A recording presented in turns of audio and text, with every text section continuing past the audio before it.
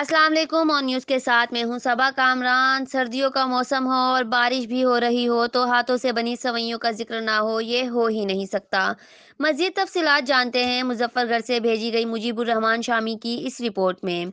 शदीद सर्दी का मौसम हो और ऊपर से बारिश भी हो तो हाथों से तैयार होने वाली सवैयों का जिक्र ना किया जाए, ये हो ही नहीं सकता। हाथों से सवैयाँ तैयार करने के लिए सबसे पहले खास किस्म की गंदम से बने आटे को बारीक कपड़े की मदद से छाना जाता है।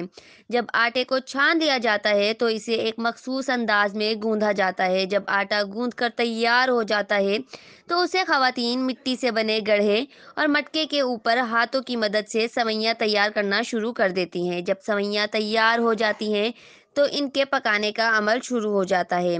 सवैयों को एक देगचे में दूध के साथ डालकर पकाया जाता है। जब सवैयाँ पकने के करीब पहुंचती हैं तो इसमें देसी गुड़ या फिर चीनी डालकर इन्हें मीठा किया जाता है और इसमें खुश्क मेवा जात डालकर इसे मज़ीद लजीज और मज़ेदार किया जाता है। हाथ से बनी सवैयाँ तैयार होने पर घरों और अजीज़ व अकारिब को पेश किया जाता है। हाथ की सवैयाँ देखने में बहुत खूबसूरत और खाने में लजीज मज़ेदार होती हैं।